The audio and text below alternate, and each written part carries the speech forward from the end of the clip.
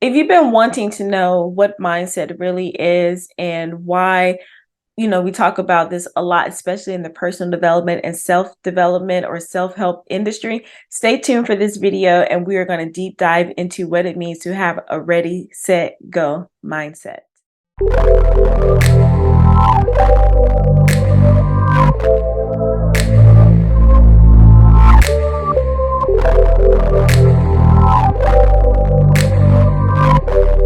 Hello, everyone. I'm Dr. Vernita White. I go by Dr. V. I am your brilliant solutionist and certified and credentialed life changer. I help high achievers like you reassess, realign, reinvent, and realize who you be at your core so you can be the CEO of YOU, the Chief Expansion Officer of your own universe. And all that means is to helping you go past your limit lines and be your brilliant, most best self. So I'm on a mission to help 1 billion people, and I cannot do that by myself. To be their own solutions and to bankrupt the graveyard. Yes, I know.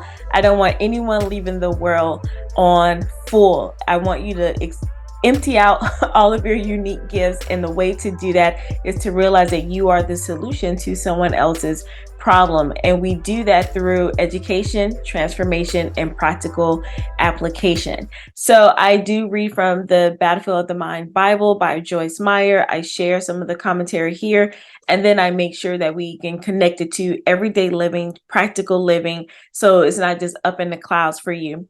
All right, so we're going to get into the commentary here. When Paul and Silas preached in Thessalonica, the people tried to kill them, so believers helped them flee. From there, they went to the city of Berea, and I think it's pronounced that way, but it's spelled Berea. And for my Bible scholars, you can put it down below to let me know how you say it. Where the people were more noble and open-minded than those in Thessalonica and received the message with great eagerness. And you can read more about that in Acts chapter 17, verse 11. The people in Berea had ready minds. That means they were open to God, willing to hear what he said, whether it was good news or bad. They were humble enough to continue learning and improving. Would you say that as a Christian, you're ready-minded? And you don't even have to be a Christian, but as a person, especially someone who wants to improve and grow, are you ready-minded? Are you ready, open, and willing to hear God and be obedient to what he says? Now, I'm not saying that you only listen to God. Now, hear me when I say this. God puts people in our lives for wise counsel. So sometimes people go, oh, I'm just waiting to hear from God or what he's going to tell me to do, when he's giving you a coach, an advisor, someone on TV, a book, someone to say something to you about what your next step should be. But a lot of times, like, are you open and ready to hear that, even if it didn't come down from a loud voice while you've been sitting in meditation? So be careful when you're just saying, oh, I'm just sitting here waiting for the divine or waiting for God to speak to me. He did speak. When you heard the coach, or when you heard the message on TV, or when you read that book or a YouTube video, he was speaking because you were seeking an answer. Okay. So for many people, being ready-minded means that they are ready and open if the message is what they want to hear. And that stuck out to me because a lot of people say, well, I'm open-minded, but this being open and ready are two different things. You can be open-minded to hear a lot of things, but are you ready to receive the information that is coming to you and to put it into action? And the part here, and I'll say it again, for many people, being ready-minded means that they are ready and open if the message is what they want to hear. How many of you filter things and it's like, don't want that, no, there it is, I am going to listen to that because that's what I've been looking for, where it could have been like 5 other steps for you to take and that would be beneficial to you, but because you didn't like how it sounded or you didn't like how it felt when you heard it, you only picked up on what made you feel good, and that's not always a good thing. That's not a good thing at all when we're only doing what we want to do. Sometimes you got to take the medicine. The medicine doesn't feel good, but if you want the outcome of the medicine, you have to take that and drink the orange juice, okay? If it's not what they want to hear, they don't try to kill the messengers as the Thessalonians did. That's where it comes from. Don't kill the messenger, because these people in Thessalonica literally tried to kill Paul for telling them something that came from God, but they didn't want to hear it. So they literally tried to kill the messenger. But this is saying, like, we don't literally try to kill the messengers in a sense, like we don't go like someone told me I'm going to go kill them. We don't do that in the day and age. But what we do is we kill off the noise. So we close our ears to what we want to hear. We tune them out. We shut down. I know I've personally done that. It's like I can still be in someone's presence and it's just like blah, blah, blah, but Charlie Brown, and it's like don't want to hear it. So that is one way that we kill the messenger. So to be ready-minded means being willing to turn away from every lie and deception that Satan offers. So to bring this down to the practical sense, the negative thoughts that come into your mind or the negative conversations that you get from people, you have to be willing to shut it off, stop talking to them, stop listening to whatever it is, and turn away from it and literally switch your mind. All of this is really about mindset. The whole Bible is based on the battlefield of the mind. And I think I said in a previous video why I'm so attracted to this. When I was growing up in church when I was younger, I literally took the adult class version called the battlegrounds of the mind in discipleship training. And I won't even tell you the hours that I went and studied that.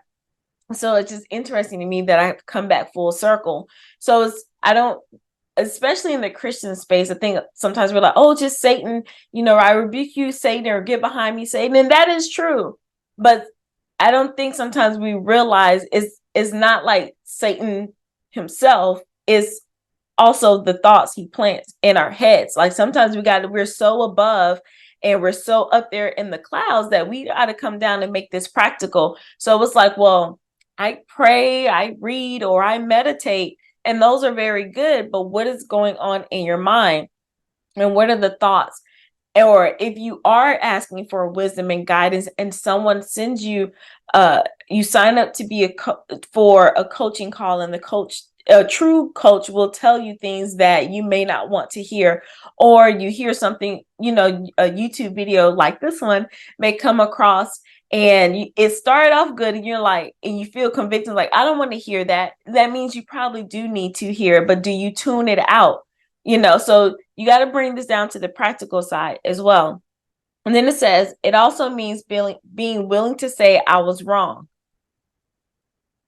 I'll pause on that one. How many of you are willing to say you're wrong in certain situations? And then it's not like you're going around like always professing, I was wrong, I was wrong. Sometimes that is just like with your attitude or your posture when it's something that you don't want to hear. Instead, you don't have to say anything, but you do open up your ears because it's like an internal battle. It's like, I don't want to hear it. I don't want to hear it. That's not for me. But when you admit that, okay, I was wrong, maybe I do need to listen. Maybe I do need to open up my ears, my heart, my understanding to let this sink in. That's one way that you can say that you were wrong. It means instead of listening for what we want to hear, we listen for what we need to hear.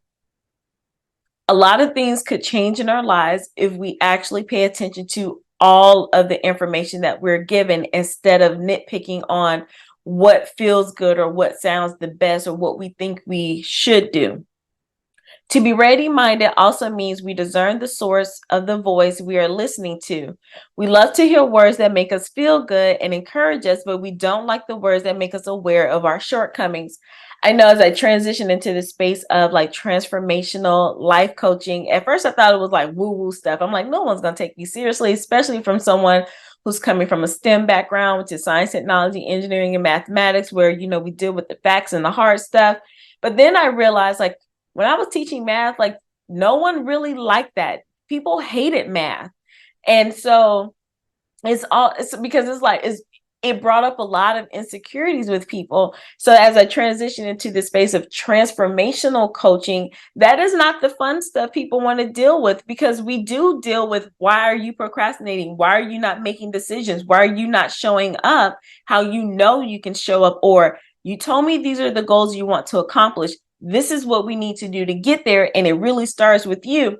Nobody wants to do that. They want the coach, like, let me make, $1 million in 90 days. Let me, release this weight, for weight loss, 50 pounds down in 2 weeks. They want all that stuff. And I was getting a little discouraged, like, nobody wants to hear this, but it is so necessary. And that is also why I'm being committed to share this because I know that even if you don't want to hear it and want people to make you aware of your shortcomings, then what's more important? You staying where you are and getting boosted up, or someone who really loves you and wants you to succeed, but still tell you the truth in love so you can go to your next level, so you can grow. That's what that expansion is. Do you want to expand or do you want to contract? You pick a side. So one of Satan's tricks in his battle for our mind is to convince us that a message isn't important or that we already know what it's going to say. That's one thing I know. I've been guilty of this. I'll listen to a workshop, or even when I was going to church and listening to the sermon, even if I see something on YouTube, it's like, oh, I already know that. And then physically I may be present, but mentally I've checked out because it's like, I already know this. But if something is coming across you more than one time or coming to your attention, there was something that I believe that there is something that you did not pick up. So imagine how much further along we would be if we approach everything with awe and wonder. Even if it's something we heard for the millionth time, there could still be something in there. Your mind is only going to grab what you're ready for at the time. So it's just like if you read the Bible. You can read these scriptures, you can grow up with these scriptures, and you can read the same verse so many times and you still pick out something new, or, oh, I didn't even know it said that, because we're so used to hearing certain things. When you read a book, when you read it for the first time, you're probably just reading to get through it. And then if you read it the second time, then it's like, oh, that was in here, because your mind is paying attention to what it needs at that time. So even if someone comes to you and you think you may know something about building a system, building business, or transformation, or whatever the case may be, think about what would it be like if I just approached this with wonder and kept an open and ready mind, because I may gain something new. So then it says he may even say that the message is not correct, and by doing so, he prevents us from hearing what we really need to hear in order to gain our own freedom. Life is a mind game. And for those of us who are Christians, grown up in the church, and we hear that Satan comes to kill, steal, and destroy, it's in our minds. He is not physically, for the most part, coming to kill, steal, and destroy from us. He can do that in his mind. So he doesn't need to do anything physical. If you're like, well, I don't believe in Satan, it's your thoughts. You're limiting outdated beliefs, things that go on in your head. The thing that keeps us from doing the most extraordinary things is the 6 inches between our heads. So you don't have to have haters. You don't have to have people putting you down all the time. It is in your mind. And I'm not saying like in the mental sense, but it's that internal battle, that head chatter that goes on that keeps us from being free, and freedom, whatever that looks like to you. So he might even suggest that we don't like the speaker. That is a tactic. I know when I've had professors when I'm like, I do not like this person, but I am in this class. And if I kept that same attitude, I could have missed out. Regardless if I like the professor or not, I needed the information. So I needed to pay attention. I've done that in church, and I had to change my attitude. And then when I became a professor, I would also tell my students, you may feel a certain way, but you need this information of what I'm about to share with you right now. So let's take personal feelings out and let's focus on what we need to focus on. And I know it's like, well, build a relationship with your students.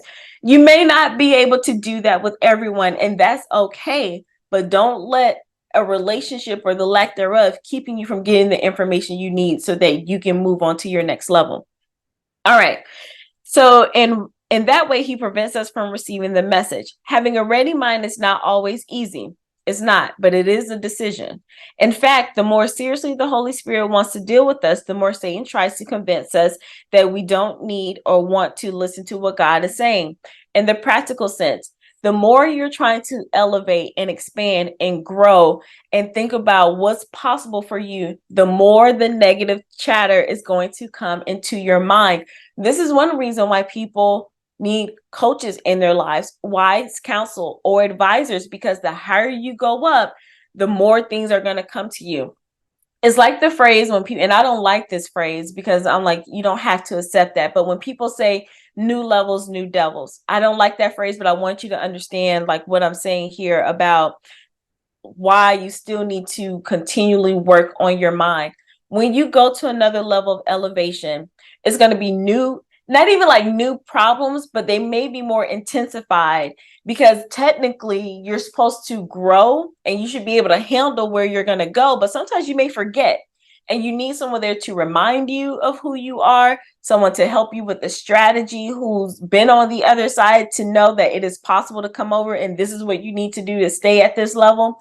And it's like when I was a K-12 teacher, working in middle school and then working at the district level for high school, that was a different mindset. I needed, I was good at that. I had support in that area.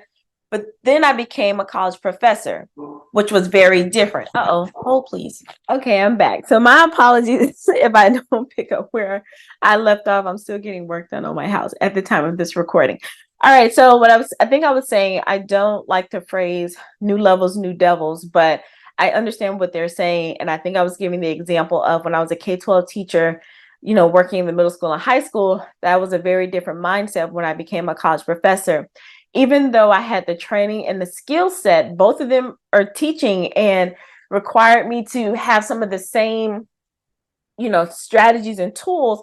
It was still a different mind shift going from teaching K-12 students versus being in the entire college atmosphere.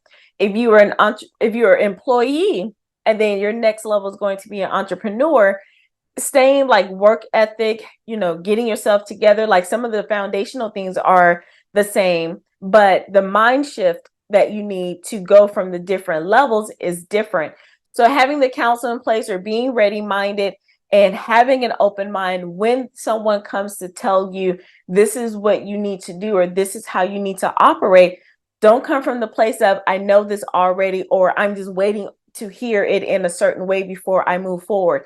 I know my mom used to say that, and she probably got this from some other older person, where you eat the meat and throw away the bones, or the wheat from something like that. But you take what you need and leave the rest. Essentially, you can eat the meat and throw away the bones, or if you only want the bones, to throw away the meat. You don't have to take everything someone gives you, but if it's coming to you, there's something that you need to hear, and don't get distracted or turned off or close your mind because it may not come in the package that you want to hear. It may not feel good when you want to hear it. Make a decision to say you're going to be ready and open-minded, and it starts in your mind. All right, so there is a prayer at the end of these. A lot of them don't have prayers, but for this particular one, it does have a prayer, and I want to share it with you. It says, Lord Jesus, please give me a ready mind. Enable me to hear your voice clearly and easily. Enable me to say, yes, Lord, no matter what your spirit says to me. I want to have a ready mind that pleases you in everything. I ask in your name, amen. See, prayers don't always have to be that deep. It's just communication with God. Share what you need to share on your heart, believe in Jesus, and keep it moving. Thank you so much for listening and learning with me. Let me know what stood out to you. Put it down in the comments below so we can turn this monologue into a dialogue, because I do comment back.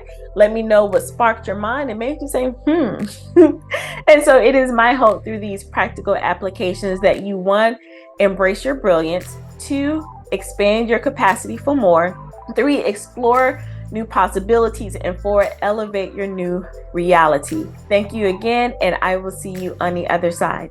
Bye. In a world that never stops, have you ever found yourself yearning for a moment of respite, a chance to reconnect with yourself, discover your true potential, and find the clarity you need to thrive? Introducing the Personal Guided Retreat Kit, a transformative resource created by renowned life coach and life changer, Dr. Vernita. It's time to prioritize your well-being and embark on a journey of self-discovery like no other. Inside this complimentary downloadable kit, you'll find everything you need to design your own personal retreat. Imagine immersing yourself in a sanctuary of peace guided by a skilled leader who will inspire movement, reflection, and meditation. Oh, and by the way, that skilled leader is you. Dr. V believes that you are your first expert coach. With the Personal Guided Retreat Kit, you'll gain access to a detailed personal retreat planning guide that takes the guesswork out of creating your perfect retreat. You'll explore essential areas of your life through powerful reflection questions, unlocking insight that will transform your relationships, career, health, and personal growth.